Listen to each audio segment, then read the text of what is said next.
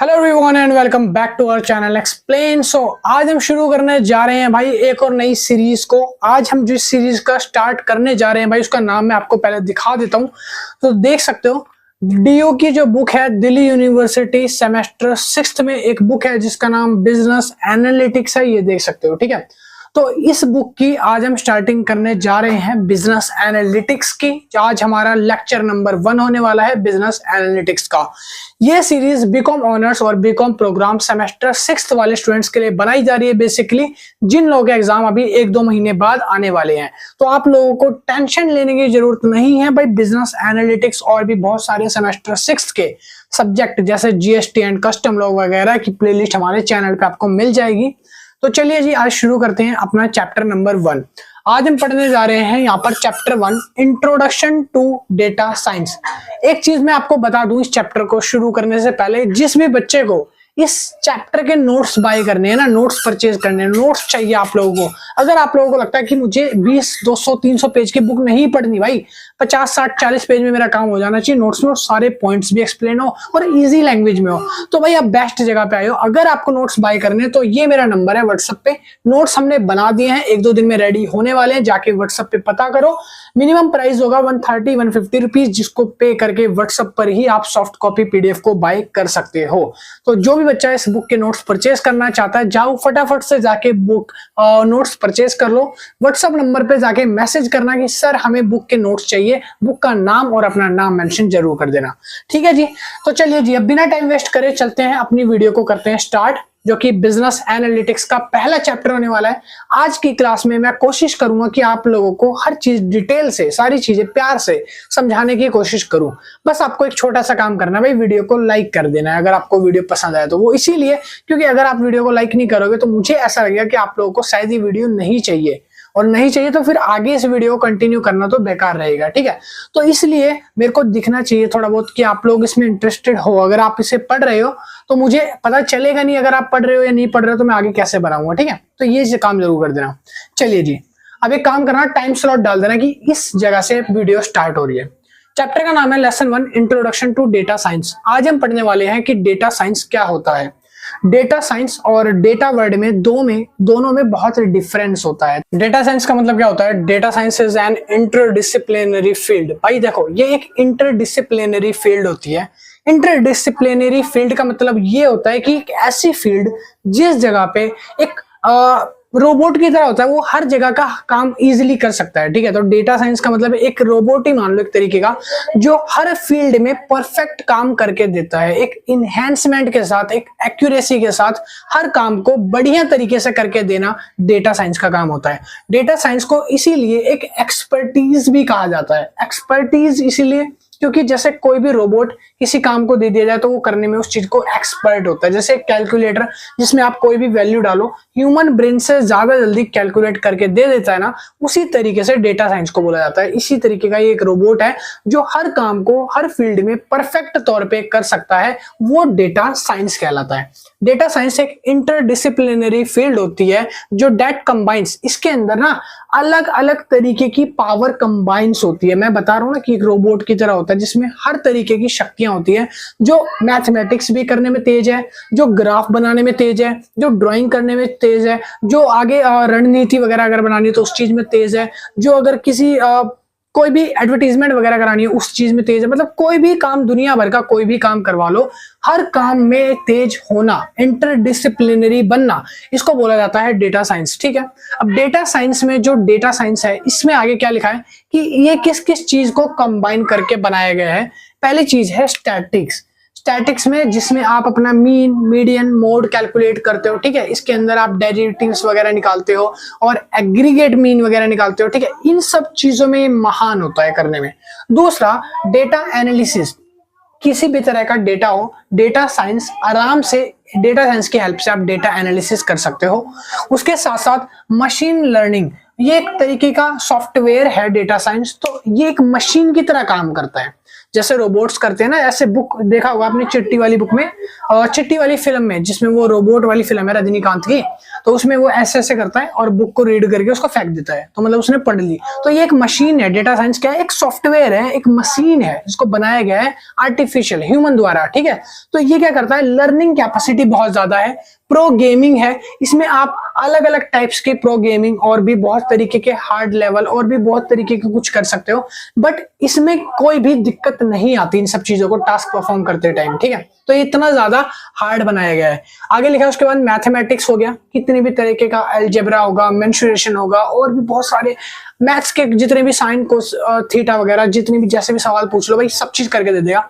उसके साथ साथ डेटाबेस मैनेजमेंट, अगर आपको अपना करवाना है डेटाबेस मैनेजमेंट, ठीक है, आपको फाइल्स रखवानी है, आपको कोई चीज करवानी है, कोई चीज संभाल के रखवानी है सॉफ्टवेयर, आप उसमें बस फीड कर दो कमांड वगैरह, वो एक अलग सा फोल्डर ड्राइव बना के दे देगा जिसमें आपको अपनी चीजें सुरक्षित और सेफ मिल जाएंगी। तो डेटा साइंस बेसिकली एक तरह का रोबोट है जो हर फील्ड में काम करने में बहुत ही ज्यादा बहुत बेहतरीन है, जो बहुत ही ज्यादा टैलेंटेड है और इंटेलिजेंस है, जिसको एआई बोलते हैं, आर्टिफिशियल इंटेलिजेंस। तो वो हर काम को इजीली तौर पे कर सकता है, उसको हम डेटा साइंस बोलते हैं। समझ आया, डेटा साइंस किसको बोला जाता है। अब डेटा साइंस के एडवांटेजेस की बात कर लेते हैं, उसके बाद में आपको बताऊंगा कि डेटा साइंस डेटा से किस तरीके से अलग है, डेटा साइंस क्यों अलग है और डेटा क्यों अलग है। डेटा साइंस के एडवांटेजेस हैं, पहला एडवांटेज है, जो पीछे से आवाज आए ना तो उसको इग्नोर करना भाई।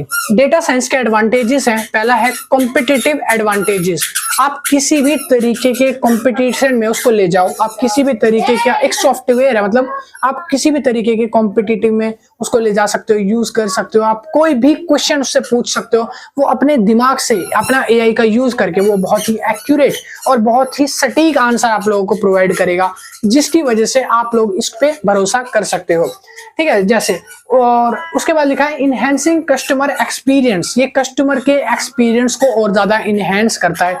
आज के दौर पे अगर मैं डेटा साइंस की बात कर रहा हूं तो डेटा साइंस एक मल्टीटास्किंग रोबोट की तरह है जो हर काम को इजीली कर सकता है, जितने भी काम होते हैं।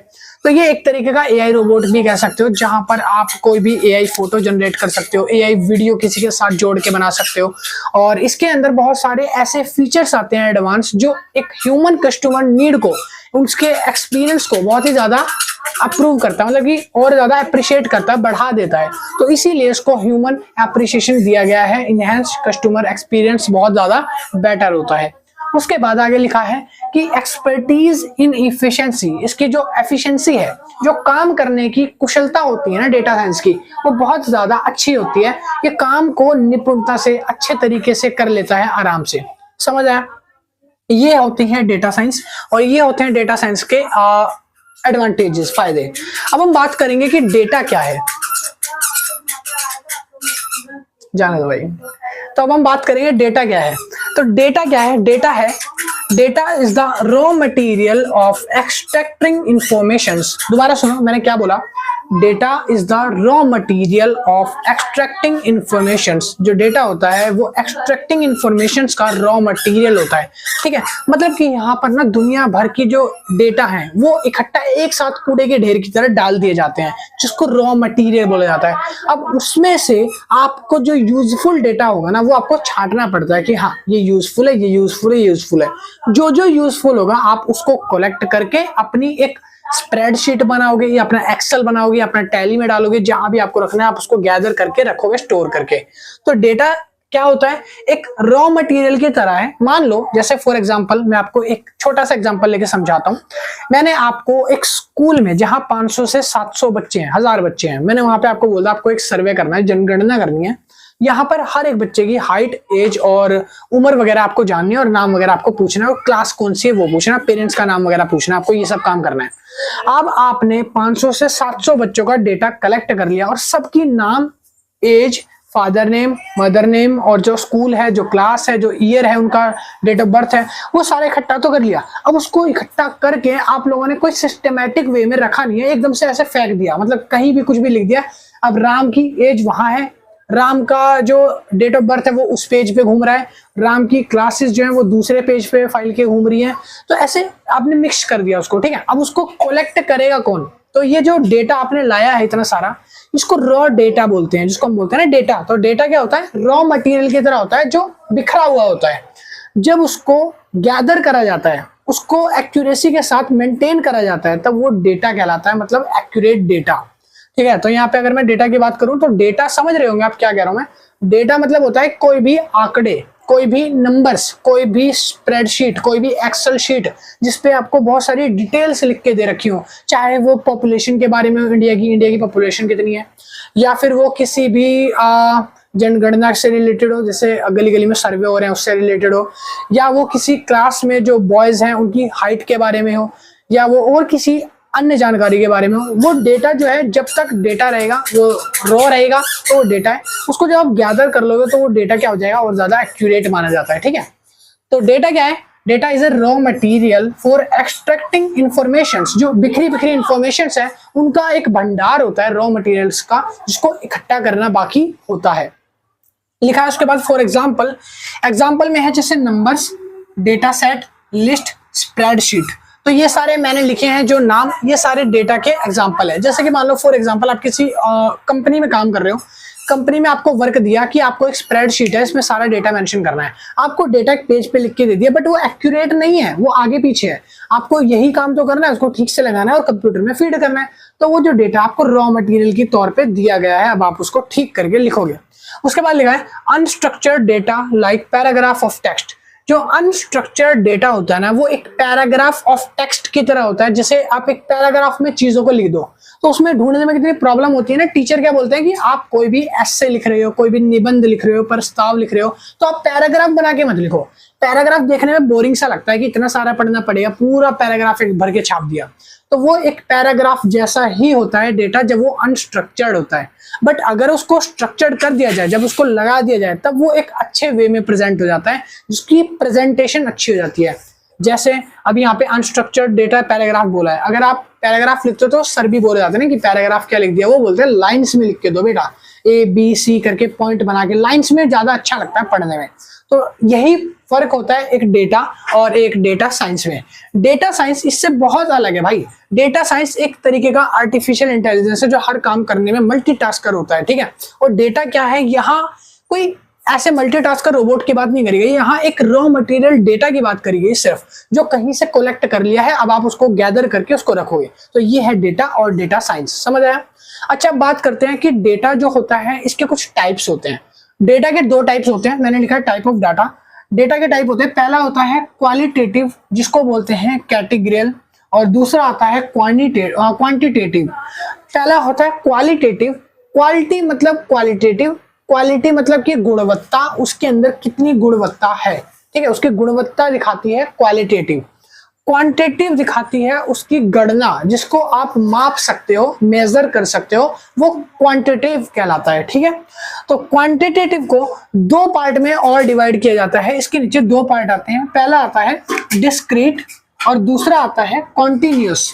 पहला आता है डिस्क्रीट और दूसरा आता है कॉन्टिन्यूस। इन दोनों डेटा को हम न्यूमेरिकल डेटा बोलते हैं। न्यूमेरिकल डेटा क्यों नाम रखा गया है इसका, वो इसीलिए क्योंकि ये क्या है, क्वांटिटेटिव डेटा है। क्या ये क्वांटिटेटिव डेटा, और क्वांटिटेटिव डेटा की खास बात ये होती है कि इसको आप उंगलियों पे भी काउंट कर सकते हो या आप गिन सकते हो। तो एक न्यूमेरिकल वे में प्रेजेंट होते हैं जिसको आप इजीली गिन सकते हो, इसीलिए इसका नाम होता है क्वांटिटेटिव डेटा। दूसरा क्वालिटेटिव डेटा, जिसमें गुणवत्ता की बात करी गई होती है, यहाँ आप उंगलियों पे गिन नहीं सकते हो। ठीक है, यहाँ पे क्वालिटी उसकी देखी जाती है, जिसको कैटेगरियल डेटा भी बोला जाता है। एग्जाम में इस नाम से भी क्वेश्चन आता है। ठीक है भाई, सुनो, क्वालिटेटिव डेटा को दो पार्ट में बांटा जाएगा। जैसे पहला आता है ऑर्डिनल और दूसरा आता है नॉमिनल। पहला आता है ऑर्डिनल और दूसरा आता है नॉमिनल। तो पहले हम बात करेंगे नॉमिनल डेटा क्या है। तो मैंने यहाँ पे कैरेक्टरिस्टिक्स भी लिखी है क्वालिटेटिव डेटा की। क्वालिटेटिव मतलब ये वाले डेटा की, उस वाले की आगे लिखवाऊंगा, पहले ये समझ लो। क्वालिटेटिव डेटा की कैरेक्टरिस्टिक्स होती हैं जैसे कि जेंडर, मतलब कि जेंडर जो है वो क्या है कि सीमित है, ज्यादा से ज्यादा 2-3 जेंडर है, एक मेल, फीमेल, ट्रांसजेंडर। अब तो 3 हो गए, ट्रांसजेंडर पहले था नहीं, तो मेल एंड फीमेल था। तो इनको आप गिन सकते हो, ज्यादा चीजें नहीं होती यहाँ पे। ठीक है, कुछ चीजों को एजम्पशन मान लो, कुछ चीजों को आप गिन सकते हो, कुछ चीजों को नहीं काउंट कर सकते। वो मैं बताऊंगा कौन सी। अब जैसे कि language spoken, language spoken India के अंदर कितनी लैंग्वेजेस बोली जाती हैं, क्या इसको आप काउंट नहीं कर सकते? काउंट कर सकते हैं।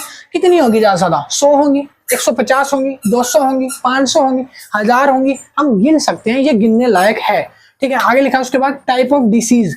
टाइप ऑफ डिसीज जो है ये भी हम गिन सकते हैं कि कितने टाइप के डिसीज होते हैं। बहुत अलग अलग टाइप के डिसीज हैं, बट इसकी लिस्ट थोड़ी ज्यादा हो जाएगी क्योंकि इसका डेटा थोड़ा ज्यादा फैला होता है। फिर आता है उसके बाद क्लॉथ साइज। क्लॉथ साइज जो होते हैं वो आते हैं कितने के? 8 number, 10 number, 12 number, 14 number, 16 number, ऐसे करके आप 32, 30, 35 लास्ट जो हो रहा है इसको भी आप मेजर कर सकते हो, गिन सकते हो। तो अभी तक जो मैंने बताया वो मेजर आप कर सकते हो। आगे लिखा है उसके बाद आई कलर। आई कलर जो है ये अनमेजरेबल होता है। क्यों? क्योंकि आई कलर ह्यूमन के हिसाब से डिपेंड करता है, अलग अलग होता है। जीन्सेस के हिसाब से डिपेंड करता है कि जो पेरेंट्स जीन्स हैं और जो उसके बेटे में जो जीन्स आए हैं या जो बेटी में जीन्स आए हैं, तो उसके अकॉर्डिंग आई कलर किसी का ब्राउन है, किसी का ग्रीन है, किसी का ब्लू है, किसी का ग्रे है, किसी का ब्लैक है, तो अलग अलग शेड होते हैं इनके। ठीक है, तो ये क्या होते हैं? अनमेजरेबल डेटा होते हैं। Type of pets.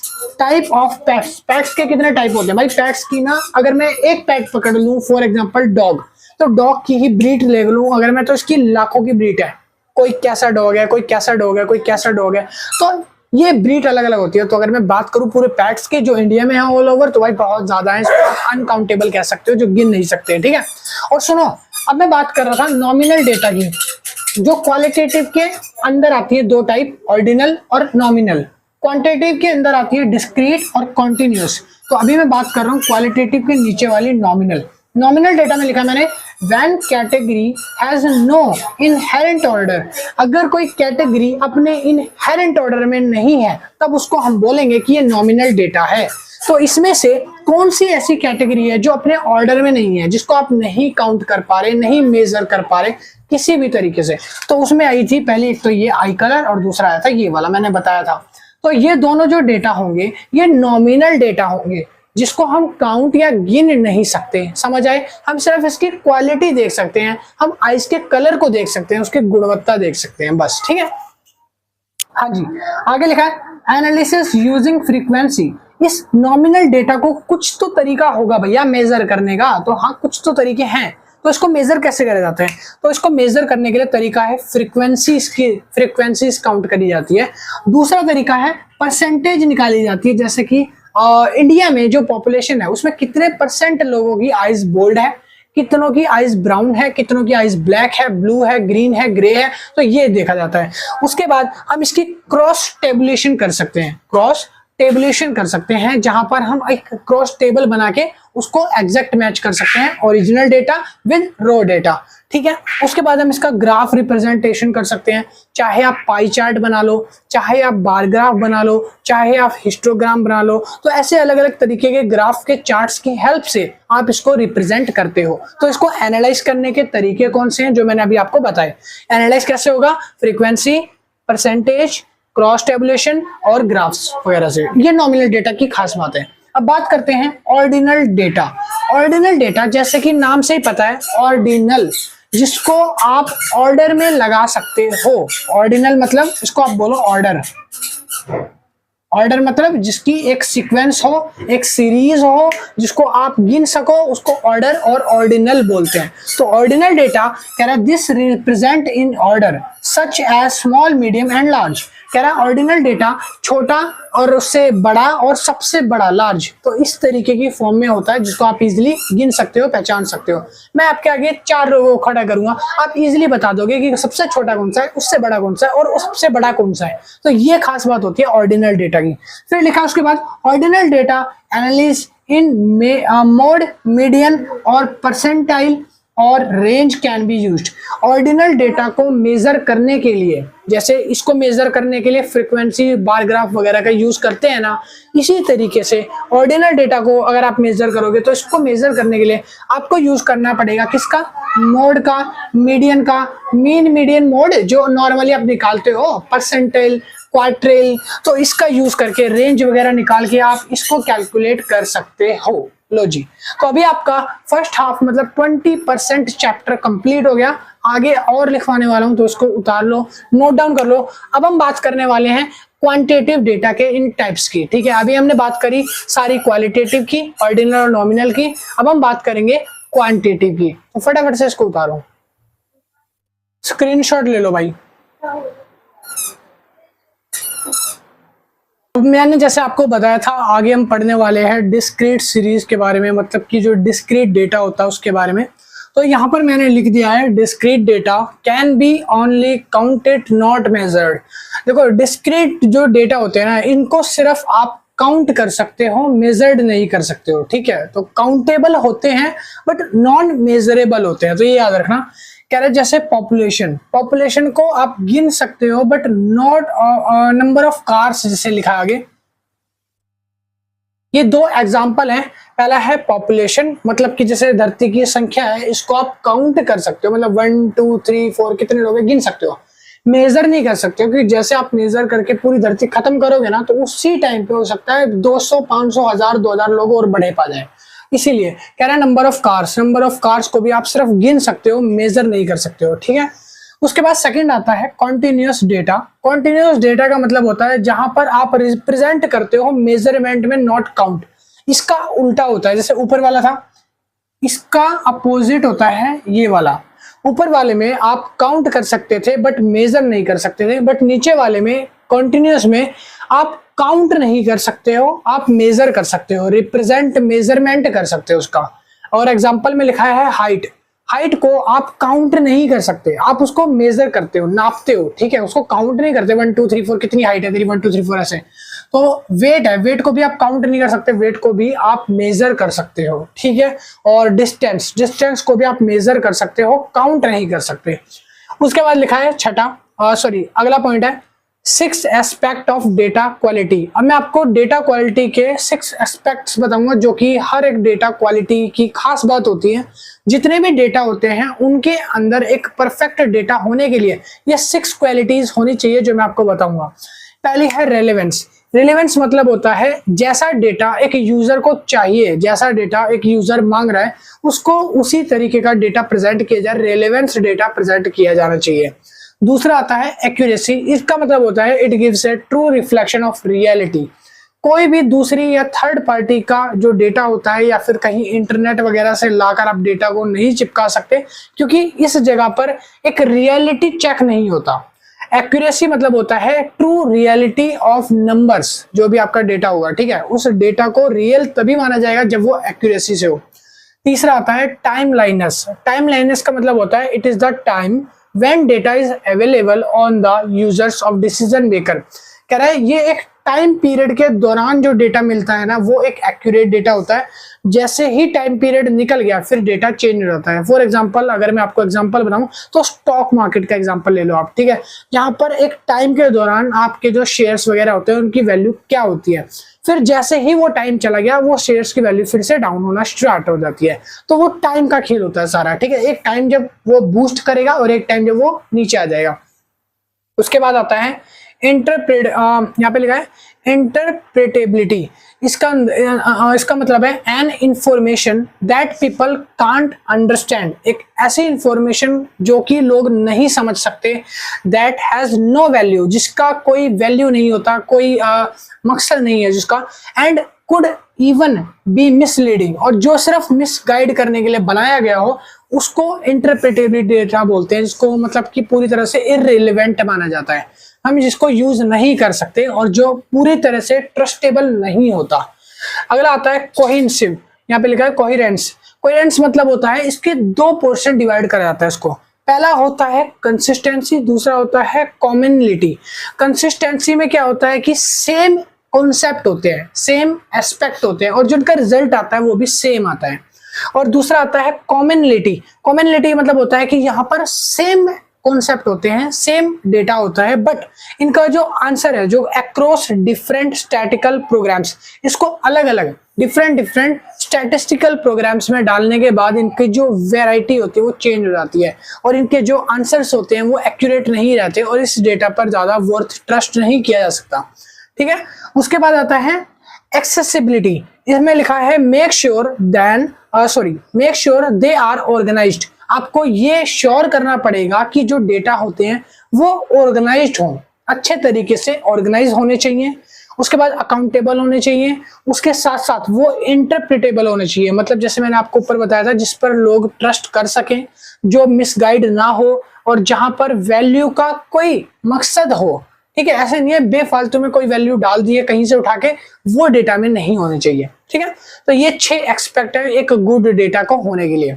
आगे लिखा है उसके बाद अगला पॉइंट है data analytics and data analysis, दोनों में फर्क है, एक में टी आ रहा है, एक में वाई एस आ रहा है। ठीक है, तो डेटा एनालिटिक्स और डेटा एनालिसिस दोनों में डिफरेंस क्या है वो समझते हैं। दोनों में एक अच्छा मेजर डिफरेंस है। डेटा एनालिटिक्स में क्या होता है, यूजुअली ये अप्लाइड होता है क्वेश्चंस के लिए और उनके आंसर्स को सॉल्व करने के लिए, प्रॉब्लम और प्रैक्टिकल आउटकम्स को प्रिडिक्ट करने के लिए। इन फ्यूचर जो आउटकम्स आने वाले हैं, जैसे आज से 2 महीने बाद मेरी वीडियो कितना चलेगी, ये मेरा डिसाइड करना है, तो मैं आज ही डिसाइड करूंगा। तो ये जो ऐसे डेटा होते हैं इनको बोला जाता है डेटा एनालिटिक्स। ठीक है, जिसको आप एनालिटिक्स कर सकते हो, आप जिसको मेजर कर सकते हो। इसके कुछ मेन टाइप्स आते हैं जो ये यहाँ पर लिखे हुए हैं, इसको मैं आपको बुक से डिफाइन करके अभी आपको रीड करके बताने वाला हूँ। तो सबसे पहला टाइप आता है डिस्क्रिप्टिव एनालिटिक्स, जो कि फर्स्ट टाइप है डिस्क्रिप्टिव एनालिटिक्स। ठीक है, इसके अंदर जो डेटा होते हैं वो एक हिस्टोरिकल डेटा होते हैं, कुछ आइडेंटिटी ट्रेंड्स और कुछ पैटर्न्स को फॉलो करके डेटा बनाया जाता है। इसमें स्टैटिकल मेजर्स होते हैं, जैसे कि मीन, मीडियन, मोड, ऐसे कैलकुलेट करे होते हैं। ये डेटा जो है परफॉर्म किया जाता है, इससे पहले चेकआउट होता है कि जो बिजनेस का लास्ट ईयर था उसमें डेटा कितना एक्यूरेट रखा गया था उसके हिसाब से। फिर दूसरा आता है डायग्नोस्टिक एनालिटिक्स। इस डेटा में क्या होता है, इसमें लिखा है by focusing on deeper analysis to understand root case या root cause of the data observed.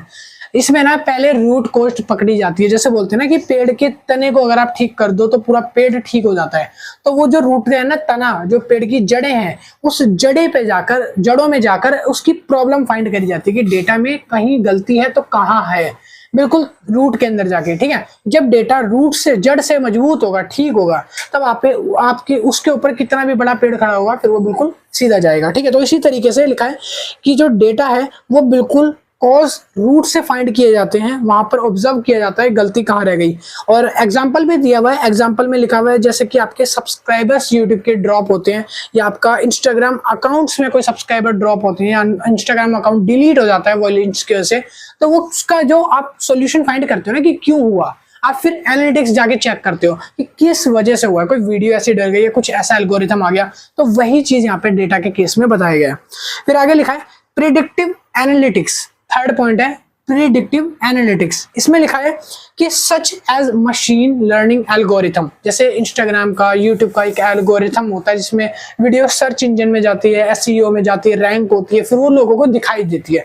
इस तरीके से जो डेटा है उसका कुछ पैटर्न होता है, एक सिमिलैरिटी उसमें भी कुछ ऐसी ही होती है जैसे एक एल्गोरिथम की तरह। ठीक है, जो एक बिहेवियर और फ्यूचर के जो आउटकम्स हैं उन सबको पहले ही प्रिडिक्ट कर लेता है कि कौन कौन लोग उनके प्रिडिक्शन में आने वाले हैं, कौन कौन लोग उस डेटा का यूज करने वाले हैं, उसके अकॉर्डिंग ट्रेंड्स वगैरह को देखते हुए ही इस डेटा को प्रेडिक्ट किया जाता है, बनाया जाता है। ठीक है, अगला आता है प्रिस्पेक्टिव एनालिटिक्स। प्रिस्पेक्टिव एनालिटिक्स, इसमें मैंने मार्क कर रखे हैं ना, ये लाइन से लगी जो ये मैंने डाली हुई अभी बना के पढ़ रहा था। इसमें आगे लिखा है for example examine the past data on inventory level. जो पास्ट डेटा होता है, पुराना डेटा है, उसको इन्वेंट्री लेवल पे जाके चेकआउट करना, सप्लायर की परफॉर्मेंस चेक करना, शिपिंग पाथ देखना, और जितने भी पर्सपेक्टिव एनालिटिक्स है जहां जहां इंप्रूवमेंट हो सकती है, जैसे कि सप्लाई चेन मैनेजमेंट हो गया, ठीक है, और भी पाथ्स हो गए जहां पर से डेटा आ रहा है, तो वो सारा चेक करने को कहते हैं यहाँ पर पर्सपेक्टिव एनालिटिक्स। समझ आ गया, बहुत अच्छे। आगे हम बात करते हैं डेटा एनालिसिस की। डेटा एनालिटिक्स तो समझ आ गया, अब डेटा एनालिसिस समझो। डेटा एनालिसिस जो होता है ये रिफर्स करता है inspecting, cleaning, transforming, modelling data to discover useful information. ये एक यूजफुल इंफॉर्मेशन को एक प्रोसेस के जरिए गुजारता है। उस प्रोसेस में जो चीजें हैं वो यहाँ पर मेंशन है, वो स्टेप्स यहाँ पर मेंशन कर दिए हैं। इन स्टेप्स को प्योरिटी से हो जाने के बाद एक आपको एक्यूरेट डेटा मिलता है। तो इसका स्टेप नंबर 1 आता है डेटा कलेक्शन। डेटा कलेक्शन के अंदर आप गली गली जाके सर्वे करते हो, या तो जिसको बोलते हैं प्राइमरी डाटा, एक होता है secondary data. Secondary data means आप कहीं भी किसी इंटरनेट से यूज करके आप किसी की और की डेटा की कॉपी को आप यूज कर सकते हो अपना डेटा बनाने के तौर पे। प्राइमरी डाटा में जा जाके आप सर्वे कर सकते हो, गली गली जाके आप सर्वे करो, स्कूल्स में जाके सर्वे करो, जो भी आपको चीजें बोली गई है उस चीज के लिए, तो वो प्राइमरी डाटा कह रहे हैं। Primary source and secondary source, और जो लोकेशंस होती हैं, डेटा शीट है, स्प्रेडशीट है, हर चीज को पढ़कर बनाया जाता है, डाटा कलेक्शन किया जाता है। जो रॉ मटेरियल होता है, जो मैंने शुरू में बताया था कि डेटा मतलब रॉ मटेरियल, तो वो कलेक्ट किया जाता है। सेकंड उसके बाद थिंग है कि डेटा क्लीनिंग। डेटा क्लीनिंग क्या होती है? क्लीनिंग मतलब सफाई करना।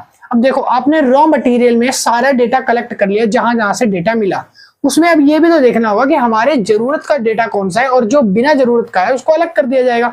उसको रॉ क्लीनिंग बोला जाता है, ये डेटा क्लीनिंग। तो कह रहा है रॉ डेटा जितना भी होता है उसमें कुछ वैल्यू मिसिंग्स होती हैं, कुछ वैल्यू डुप्लीकेट होती है और कुछ वैल्यू इनकंसिस्टेंसीज होती हैं, जहां कुछ एरर होते हैं, जहां कुछ गलतियां होती हैं, तो उनको रिमूव करा जाता है। रिमूव करके उसकी कंप्लीट मिसिंग वैल्यूज को स्टैंडर्डाइज किया जाता है, मेजर किया जाता है, फिर उसके बाद उसको डेटा में लाया जाता है।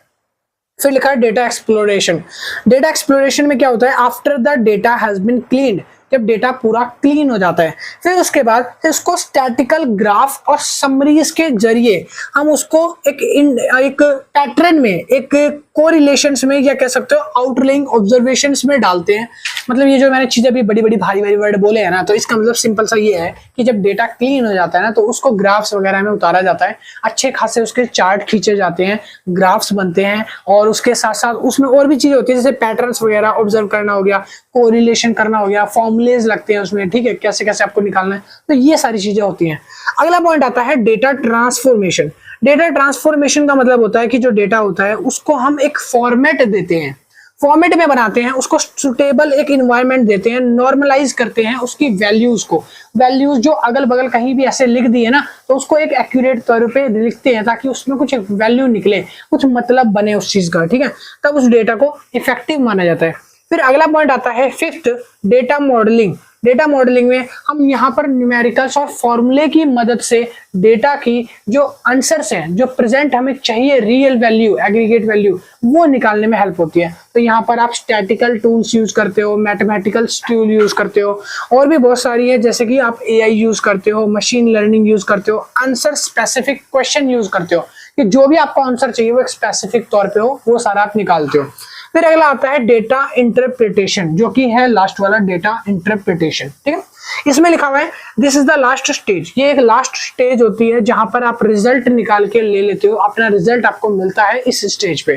कह रहा है इसमें आपका कंक्लूजन ड्रॉन होता है, यहाँ पर आप एक मीनिंगफुल, एक फाइंडिंग, एक अच्छा वेल डेटा फाइंड कर लेते हो इनसाइड से, सपोर्ट लेके डिसीजन मेकिंग, और उसमें कुछ रिकमेंडेशन होगी, अगर कुछ अभी भी चेंज करना हुआ तो वो भी आप चेंज कर सकते हो फाइनल रिकमेंडेशन के बाद, ठीक है। तो ये था आपका डेटा एनालिसिस, तो ये था डेटा एनालिटिक्स और एनालिसिस। तो यहाँ पर आपका ये आधा चैप्टर थोड़ा सा कंप्लीट हो गया। अभी आगे और भी पॉइंट्स है लिखवाने, तो पहले आप इसको उतार लो, फिर मैं आगे आपको लिखवाता हूँ। अगर किसी को भी नोट्स वगैरह बाई करने, जैसे बुक में मैंने ये मार्क कर रखे हैं, आपको दिख रहा होगा, तो मैंने नोट्स में भी नोट्स बनाए हुए शॉर्ट अपनी लैंग्वेज में, तो अगर आपको बाई करने हैं तो आप बाई करने के लिए नंबर पे मैसेज कर सकते हो, कॉन्टेक्ट कर सकते हो, ठीक है। तो फटाफट इसको उतारो, आगे लिखवाना है फिर।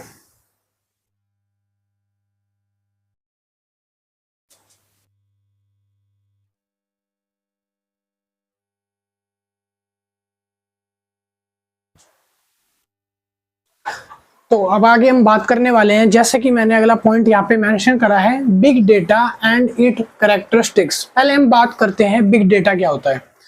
तो भाई बिग डेटा के लिए आपको मैं एक एग्जांपल देता हूँ काफी अच्छा सा, ताकि आपको एग्जांपल से समझ आ जाएगा एग्जांपल क्या है। बिग डेटा का मतलब आप ऐसा समझो, एक बहुत बड़ा सा शॉपिंग मॉल है, शॉपिंग मॉल के अंदर एक मेगा सेल ऑफर लगा है, और वो शॉपिंग मॉल के अंदर एक जो सेल ऑफर लगा है वो ब्लैक फ्राइडे को लगा है। ब्लैक फ्राइडे मतलब होता है एक मेगा सेल डे होता है, जहां पर लाखों की तादाद में लोग आते हैं, शॉपिंग करते हैं, और शॉपिंग मार्ट जो है वो खचाखच चीजों से फुल होता है, और वहां पे एक एक सेकंड के अंदर ना कम से कम हजारों ट्रांजेक्शन्स होते हैं। एक एक सेकंड के अंदर हजारों लोग सामान लेते हैं, और हजारों ट्रांजेक्शन्स होती हैं, हजारों बिल बनते हैं पर सेकंड के अंदर।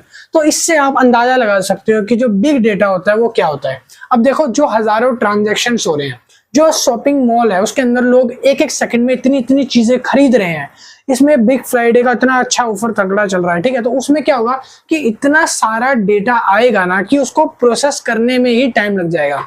और ये कोई आम तौर पे नॉर्मलाइज करना कोई आसान नहीं होता, क्योंकि अगर मान लो एक कंप्यूटर पे एक स्टाफ बैठा दिया कि जो बिलिंग कर रहा है और इतने सारे लोग आ रहे हैं, तो उसके लिए स्टाफ भी ज्यादा लगाना पड़ेगा। जब एक सेकंड में हजारों लोगों की ट्रांजैक्शन होगी तो 100, 150, 300, 400 लोग भी लगा दिए जाए ना, तो वो भी उस टाइम पे कम है। इतने इतने ट्रांजेक्शन होंगे कि आप डेटा को पहचान ही नहीं पाओगे कि कौन सा डेटा किसका है, किस नाम से बिल बना है, किस नाम से पर्ची कटी, रिसिप्ट आई है। तो इसको बोलते हैं बिग डेटा। अब बिग डेटा की कुछ कैरेक्टरिस्टिक्स होती हैं, तो वो मैं अभी आपको बताने वाला हूं। तो जैसे कि आपको यहाँ पे स्क्रीन पे सामने शो कर रहा हूं मैं, हाँ। तो बिग डेटा की पहली कैरेक्टरिस्टिक्स होती है वॉल्यूम। वॉल्यूम के अंदर क्या होता है, इसमें large amount of receipt generate होती है।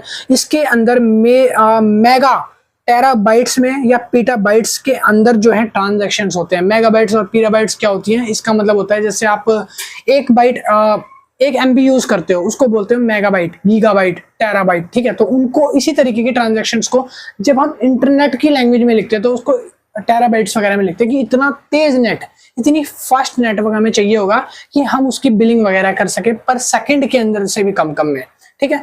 तो यहाँ पर वो चीज बताइए कि वॉल्यूम कितनी ज्यादा हाई होती है। जैसे कि एग्जांपल के तौर पे आजकल आप फेसबुक वगैरह पे देख लो, ऑनलाइन सोशल मीडिया पोस्ट वगैरह पे देख लो, जहां पर बिलियंस ऑफ लोग हैं। जैसे कि फेसबुक वगैरह के बिलियंस ऑफ डाउनलोड्स हैं। तो बिलियंस ऑफ डाउनलोड का मतलब इतने सारे लोग हैं कि एक सेकंड में वो इतनी रील स्क्रॉल कर जाते हैं कि किसी ने सोची ना होगी, ठीक है भाई। आगे लिखा है वेलोसिटी। वेलोसिटी का मतलब ये जो सेकंड है, इसका मतलब होता है कि जो स्पीड है वो डेटा जनरेटिंग की स्लो पड़ जाती है जब इतना ज्यादा रियल टाइम प्रोसेसिंग होता है। एक फेसबुक को आप एक टाइम पे एक बार स्क्रॉल कर रहे हो, ऐसे स्क्रॉल करते जा रहे हो और उसके बिलियंस ऑफ डाउनलोड है। तो सोचो एक सेकंड में आप यहाँ स्क्रॉल कर रहे हो, कोई व्यक्ति यूएसए में बैठ के स्क्रॉल कर रहा है, दूसरा आदमी मुंबई में स्क्रॉल कर रहा है। तो ऐसे करते करते एक सेकंड में कितने ज्यादा स्क्रॉल हो रहे हैं, कितने ज्यादा लोग एक्टिव हैं एक फेसबुक के ऊपर एक पर सेकंड के टाइम पे। तो इससे क्या होता है, उनको अपना एक ऐसा सॉफ्टवेयर मेंटेन करना पड़ता है जो इतने ज्यादा लोड को, प्रेशर को हैंडल कर सके। उसको वेलोसिटी बोलते हैं। वैरायटी मतलब होता है कि यहाँ पर डिफरेंट टाइप के मॉडल्स होते हैं, डिफरेंट टाइप के डाटाज होते हैं जो कि अनस्ट्रक्चर्ड भी होते हैं और स्ट्रक्चर्ड भी होते हैं। जैसे मैंने ब्लैक फ्राइडे मॉल की बात करी, तो यहाँ पर एक सेकंड में इतने सारे बिल आ जाएंगे, जिसकी कुछ की तो फी रिसिप्टिक हो जाएगी, कुछ की रसीद गायब है, कुछ की पेमेंट डिटेल में गलती है। किसी का बिल 450 का था, हमने 4,500 का बना दिया।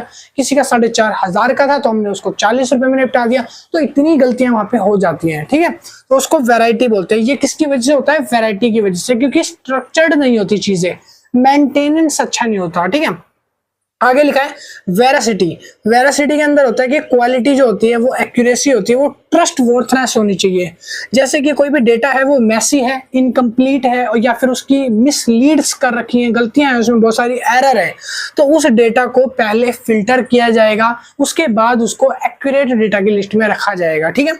आगे आता है उसके बाद वैल्यू। अब इसमें वैल्यू जो है वो कंपनीज की बहुत ज्यादा हाई होती है, क्योंकि कंपनीज क्या करती हैं, वो जैसे बिग फ्राइडे सेल वगैरह है, मेगा ऑफर निकाल दिए, तो लोगों को आकर्षित करने के लिए वो अपने पोस्ट दिखाती है कि हमने इतने बिलियंस का माल बेच दिया। जैसे कि Amazon और फ्लिपकार्ट पे आपने 2-3 साल में कुछ चीजें ऐसी नोटिस करी होंगी, जैसे मैंने नोटिस करी है कि ना जब दिवाली का मौसम आता है तो वहां पे एक बिग बिलियन डेज करके सेल आती है। फिर उस सेल के अंदर वो लोग क्या करते हैं कि जितना भी माल उन्होंने बेचा होता है ना, उसका एक रफ रॉ अमाउंट लिख के भेज देते हैं। सेल मतलब कि जैसे आपका होम पेज होता है ना फ्लिपकार्ट या अमेजोन का, उस पर एक रफ अमाउंट लिखा हुआ आता है, बड़ा पॉपअप होता है नोटिफिकेशन सा कि 1 बिलियन और कुछ लाख करोड़ करके इतने अमाउंट को हमने इस दिवाली सेल में चीजें बेच के कमाया है। तो वो अपनी वैल्यू बढ़ाने के लिए करते हैं, ताकि लोग और आकर्षक हो, हमारे पास जुड़े कि इतने लोग हमसे सामान खरीद रहे हैं, हमारे प्रोडक्ट ले रहे हैं। और काफी बार तो ना चाहते हुए भी, जैसे आप एक मोबाइल फोन खरीदो तो उसके रिकमेंडेशन में ना उसके कवर को दिखाया जाता है कि अगर आपने आईफोन 16 लिया है तो आईफोन 16 का ये कवर है और ये ग्लास है और ये फलाना है, ये ढिंका है, अगर आपको ये खरीदना है तो आप ये भी बाय कर सकते हो। वो रिकमेंडेशन हमको जरूरी नहीं है, वो फिर भी आती है, वो इसीलिए क्योंकि अगर किसी इंटरेस्ट लोगों को दिखेगा आंख में चमकता हुआ कवर, तो क्या पता खरीदने की लालच आ जाए और वो उसको खरीद ले। तो इससे क्या होगा, इससे उनकी सेल तगड़ी होती है, ठीक है। हाँ जी, आगे उसके बाद हम बात करेंगे difference between traditional and bio big data. तो ये है ट्रेडिशनल डेटा और बिग डेटा का डिफरेंस जो आपके एग्जाम में आएगा। ट्रेडिशनल डेटा बिग डेटा में डिफरेंस समझ लो। डेटा का साइज क्या होता है? ट्रेडिशनल डेटा का साइज लिमिटेड होता है और बिग डेटा का साइज होता है बहुत बड़ा, जहां पर लार्ज नंबर ऑफ कस्टमर आते हैं, जहां की ऑडियंस बहुत ज्यादा होती है, जैसे फेसबुक की है, इंस्टाग्राम की है, यूट्यूब की है, ठीक है, बिलियंस ऑफ पीपल यूज कर रहे हैं इनको। क्या उसके बाद डेटा का टाइप क्या होता है? इसका होता है प्राइमरी स्ट्रक्चर्ड डेटा और इसका होता है सेमी स्ट्रक्चर्ड और अनस्ट्रक्चर्ड। जैसे मैंने बताया था, कोई स्ट्रक्चर्ड में नहीं होता क्योंकि इतने सारे लोगों को हैंडल करना इजी नहीं है। उसके बाद लिखा है प्रोसेसिंग स्पीड, इसकी स्लोअर होती है और इसकी रियल टाइम होती है। इसकी स्लोअर इसलिए होती है, ट्रेडिशनल डेटा तो ज्यादा लोग यूज नहीं करते तो इसलिए इसको स्लो करा जाता है, और बिग डेटा की थोड़ी फास्ट रखी जाती है जो कि रियल टाइम के मुकाबले होनी चाहिए। लोग वरना उसको स्किप कर देंगे। जब इतने लोग आ रहे हैं तो उनको अपनी कंपनी में पैसा तो लगाना पड़ेगा ना, अच्छे एडवांस फीचर डालने पड़ेंगे, लोग आए। उसके बाद लिखा है स्टोरेज, इसकी जो स्टोरेज है वो रिलेशनल होती है डेटाबेस के अकॉर्डिंग और इसकी होती है डिस्ट्रीब्यूटेड सिस्टम। इसको क्या करता है, जैसे बैटरी नहीं होती, एक बैटरी फोन में आपने लगाई, फोन यूज करा, फिर फोन में बैटरी खत्म हो गई तो आपने उसको फेंक दिया, या घड़ी में सेल खत्म हो गया उसको फेंक दिया, दूसरी बैटरी डाल दी और वो फिर चल रही है। तो इस तरीके की इसकी डिस्ट्रीब्यूटेड सिस्टम होता है जहां पर इनकी स्टोरेज वगैरह का एक अलग ही हिसाब किताब रखा जाता है। फिर उसके बाद आता है data source. Data source limited होता है ट्रेडिशनल डेटा का और इसका होता है मल्टीपल। और उसके बाद आता है एनालिसिस, फोकस किस पे किया जाता है? ये हिस्टोरिकल डेटा पे फोकस करता है, ये रियल टाइम पे और प्रिडिक्टिव पे फोकस करता है। प्रिडिक्टिव मतलब होता है कि जो आगे सोचना, मतलब कि आगे जिसने प्रिडिक्ट कर लिया हो कि आगे क्या होने वाला है, जैसे इंस्टाग्राम है, वो आगे का एल्गोरिथम प्रिडिक्ट कर लेता है कि आगे लोगों को किस तरीके की फीड सजेस्ट करूं, किस तरीके से लोग इंस्टाग्राम को छोड़कर जाएं। आप इंस्टाग्राम की 4 से 5 रील स्क्रॉल कर लो, जिस तरीके की मोस्टली रील्स आप स्क्रॉल करोगे उसी तरीके का कंटेंट आपको एल्गोरिथम सजेस्ट करेगा, ताकि आप उससे छोड़कर कहीं अलग ना जाओ, ठीक है। तो वो वैसा ही हो जाता है, तो ये प्रिडिक्टिव नेचर का होता है। फिर उसके बाद आता है स्केलेबिलिटी। तो इसकी लिमिटेड होती है ट्रेडिशनल में और इसकी होती है हाईली स्केबल। ये स्केबल ज्यादा होती है ताकि लोग उससे कनेक्ट रहें, ठीक है। तो ये था डिफरेंस। आगे हम बात करते हैं application of big data. Big data application के साथ जो बड़ी बड़ी कंपनियां जुड़ती है, जिनके डेटा की एप्लीकेशन बहुत बड़ी है, तो उसमें क्या क्या प्रॉब्लम्स आती है, क्या क्या उनको फेस करना पड़ता है, वो चीजें। पहली आती है हेल्थ केयर करके, जो मैंने पहला पॉइंट लिखा है हेल्थ केयर करके। हेल्थ केयर जो होती है एक तरीके की identity potential highly risk personalised treatments और based on patient medical history, genetic data, lifestyles, habits, health care और साथ ही साथ डिसीजेस वगैरह को रिकमेंडेशन करती है, ताकि लोग जो है इस चीजों को और ज्यादा बाय करें और ज्यादा देखें और ज्यादा खरीदें, अट्रैक्ट हो उस चीज में, ठीक है।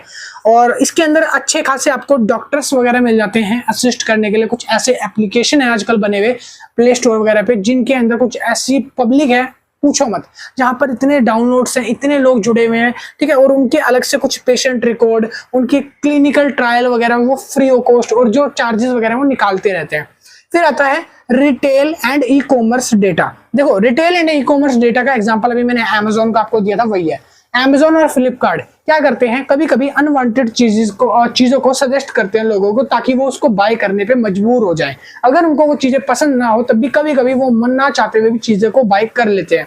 और ये जो एल्गोरिथम है किसका, अमेजोन और फ्लिपकार्ट का, ये एक अपना नोटिफिकेशन अलग से पॉपअप करता रहता है। इनकी हिस्ट्री में ना आप जाके कभी देख लोगे तो आपको वो चीजें मिल जाएंगी जैसे कि जो पिछले लास्ट ईयर्स में लोगों ने बाय करी होगी, जो मोस्टली रिकमेंडेबल चीज होगी वो आपको दिख जाएगी कि लोगों ने सबसे ज्यादा ये बाय करा है। और वो ऐसा इसीलिए रखते हैं हिस्ट्री को, ताकि लोग जब देखेंगे कि इतनी ज्यादा चीजें इस पे खरीद रहे, लोग ट्रस्ट कर रहे हैं, तो वो ज्यादा बाय करें। तो इस तरीके का उसका एल्गोरिथम कुछ बनाया गया इंटरफेस, ठीक है।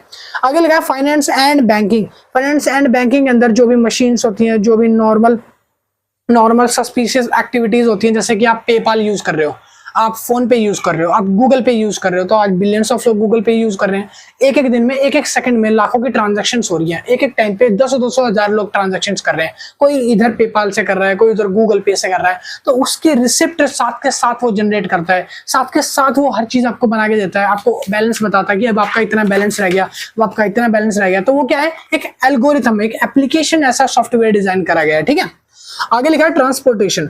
ट्रांसपोर्टेशन के अंदर अगर हम बात करें तो इसको आज के टाइम पे इतना ज्यादा अपडेट कर दिया गया है। ट्रांसपोर्टेशन को मैं बात कर रहा हूं, कहा गया ये रहा।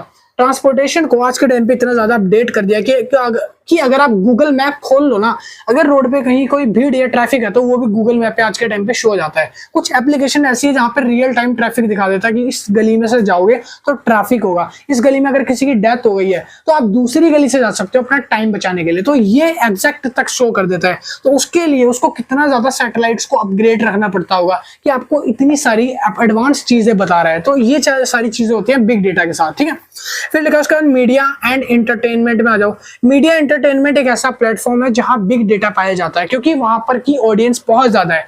नेटफ्लिक्स के डाउनलोड मिलियंस में होते हैं, 100 मिलियन, 50 मिलियन। तो इतने डाउनलोड होने के बाद उनकी ऑडियंस इतनी ज्यादा है, उनका डेटा इतना ज्यादा है कि वो अपने डेटा को डिस्पैच करने के लिए, अलग रखने के लिए, एक्यूरेट लगाने के लिए, स्ट्रक्चर्ड बनाने के लिए, चीजों को मेंटेन करने के लिए लोग लगाते रहते हैं। इसमें क्या होता है कि आप नेटफ्लिक्स यूज करते हो, आप जो भी मूवीज देखना चाहो उसका एक अलग सेक्शन होगा। आप हॉरर जॉनरा की मूवीज देखोगे उसका एक अलग सेशन है। आप क्राइम थ्रिलर क्राइम देखना चाहते हो उसकी अलग है। आप कॉमेडी देखना चाहते हो उसकी अलग है। तो ऐसे उन्होंने सेशंस बना दिए ताकि उनका डेटा मैचअप ना हो, मिक्सअप ना हो। तो ये चीजें होती है और जिससे एक ऑडियंस को और ज्यादा इनहैंस इंप्रूवमेंट प्रोवाइड होता है। अगर मैं जा रहा हूँ मान लो नेटफ्लिक्स की साइट पे, मुझे कुछ समझ नहीं आ रहा, बस एक सर्च का बटन है, वहां पे मैं सर्च करके मूवी देख सकता हूँ। सारी मूवीज मिक्स हो रखी है, मुझे समझ नहीं आ रहा क्या इंटरफेस बनाया है इन लोगों ने, क्या कैसा बनाया है, क्या कुछ है मुझे नहीं समझ आ रहा, तो मैं उस पर जाऊंगा नहीं। तो इसीलिए वो लोग ऐसी चीजें बना रहे हैं, ऐसे इंटरफेस बना रहे हैं कि लोगों को बिल्कुल यूज करने में दिक्कत ना हो। आप जाओ, आपको अलग अलग सेशंस मिल जाएंगे कि यहाँ म्यूजिक का सेशन है, यहाँ गाने का है, आप कोई भी अनपढ़ आदमी भी उसको यूज कर सकता है। तभी इसलिए उनकी ऑडियंस बिग डेटा के अंदर आती है। फिर आता है एजुकेशन पर्पस। एजुकेशन पर्पस में यहाँ पे लिखा है कि आजकल जो स्टडी है वो बहुत ही ज्यादा बड़ी हो चुकी है। ऑनलाइन प्लेटफॉर्म आ चुके हैं जिसपे आप सोशल मीडिया वगैरह पे स्टडीज कर सकते हो पढ़ाई लिखाई के लिए। पहले क्या होता था कि ऑफलाइन ट्यूशन होते थे, जाके ऑफलाइन आप पढ़ के आ जाते थे। अब वो ऑनलाइन होने के कारण, जैसे खान एकेडमी है, इतनी बड़ी एकेडमी है, लाखों लोग उनसे पढ़ते हैं, दिन के प्रति सेकंड के लोग बच्चे उनके पढ़ रहे होते हैं, ठीक है। तो इस तरीके से बहुत सारे प्लेटफॉर्म है। अगर आपको एक टीचर से पढ़ना पसंद नहीं आ रहा, आप दूसरे टीचर पे जा सकते हो। आपको दूसरा नहीं समझ आ रहा, आप तीसरे पे जा सकते हो फिर, ठीक है। तो इस तरीके से कहने का मतलब इनकी जो ऑडियंस है वो बहुत ज्यादा मास है। फिर उसके बाद आता है मैन्युफैक्चरर डेटा। मैन्युफैक्चरर डेटा भी एक तरीके का बिग डेटा ट्रैक में होता है, क्योंकि यहाँ पर वो अपनी मशीन्स को डायरेक्टली चेक करते रहते हैं टाइम टू टाइम पे कि उनकी मशीन्स में कोई प्रॉब्लम तो नहीं आ रही। मशीन्स में प्रॉब्लम आने का मतलब है उनकी आगे ग्रोथ कम हो जाएगी, क्योंकि लोगों को वो अपनी चीजें बेच नहीं पाएंगे, ठीक है। वो आगे अच्छी चीजें बना नहीं पाएंगे, और जब बना नहीं पाएंगे तो लोगों तक वो पहुंचेगी नहीं। तो इसके कारण वो अपने डेटास को इंप्रूव करते रहते हैं। उनके इंजन्स, मॉनिटर, इलेक्ट्रिक, सेंसर वगैरह वगैरह जो भी चीजें होती हैं मशीन्स में, वो सब चेक करते रहते हैं टाइम टू टाइम। फिर उसके बाद उनकी मेंटेनेंस और उनका ब्रेक डाउन होता है। फिर उसके बाद आता है गवर्नमेंट। अब जैसे गवर्नमेंट है, उनके पास एक बहुत बड़ा डेटा होता है जहां पर गवर्नमेंट को ये पता है कि कौन सी ऐसी जनता है जहां अर्बन लोग रह रहे हैं, कौन सी ऐसी जनता जहां रूरल लोग रह रहे हैं, मतलब कि रूरल लोग रह रहे हैं।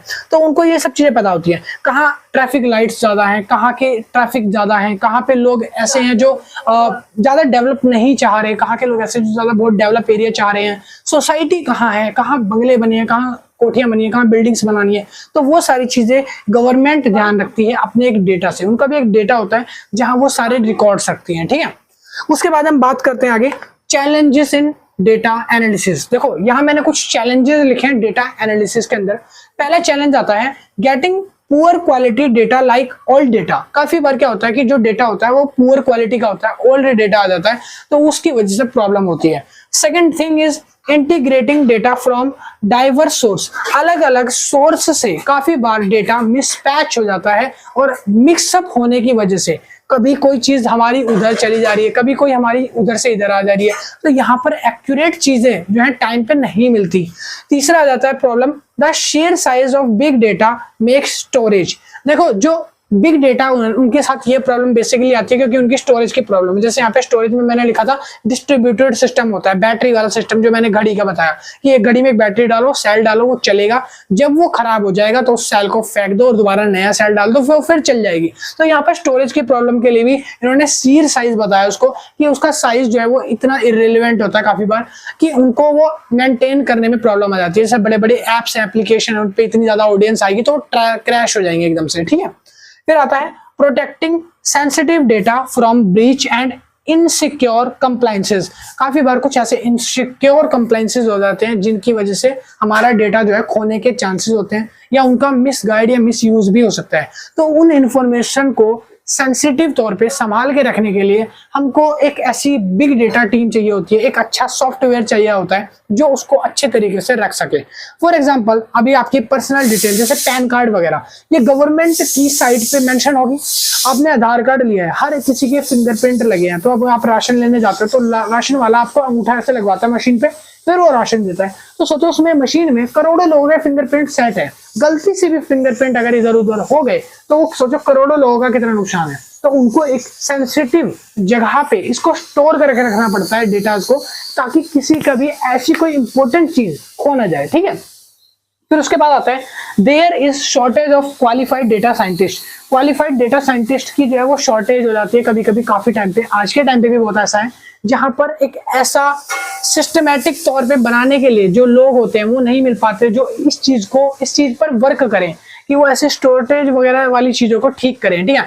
और डेटा को लेकर जो सेंसिटिव इंफॉर्मेशन है वो कैसे रखी जाती है, तो इसको लेकर भी वो और ज्यादा अपडेट्स जल्दी से जल्दी नहीं ला पा रहे क्योंकि इसकी काफी बार शॉर्टेज हो जाती है, ठीक है। तो ये सारी चीजें आती हैं, चैलेंजेस होते हैं डेटा एनालिटिक्स के अंदर, समझ आया। तो कहने का मतलब ये है कि आज का जो चैप्टर है आपका पूरा यहाँ पे कंप्लीट होता है, डेटा एनालिटिक्स वाला chapter number 1 introduction to data science आज का यहाँ पर खत्म होता है। मिलते हैं नेक्स्ट वीडियो में कल एक नई वीडियो के साथ। चैप्टर नंबर 2 जल्दी आएगा, अपलोड करेंगे। बस आपको छोटा सा काम करना है कि वीडियो को ज्यादा से ज्यादा लाइक करना, अपने फ्रेंड्स तक शेयर करना। वीडियो जितना ज्यादा हो सके वो अगर देखेंगे, शेयर करेंगे, लाइक करेंगे तो लगेगा कि आगे की वीडियो बनाने का कुछ मोटिव है, वरना आगे की वीडियो फिर आप लोगों के ऊपर डिपेंड है। आप लोग अगर जैसे देखोगे, आप लोग लाइक करोगे तो वो आएंगी, वरना अदरवाइज उसको स्किप कर सकते हैं, ठीक है।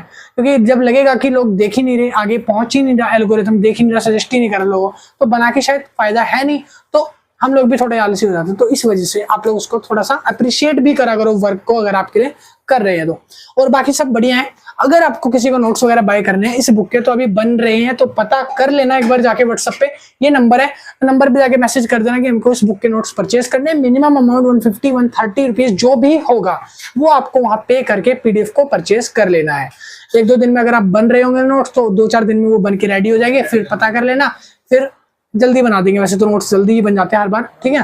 तो ऐसी कोई प्रॉब्लम वैसे आएगी नहीं, जाके आप पता कर लेना, देख लेना।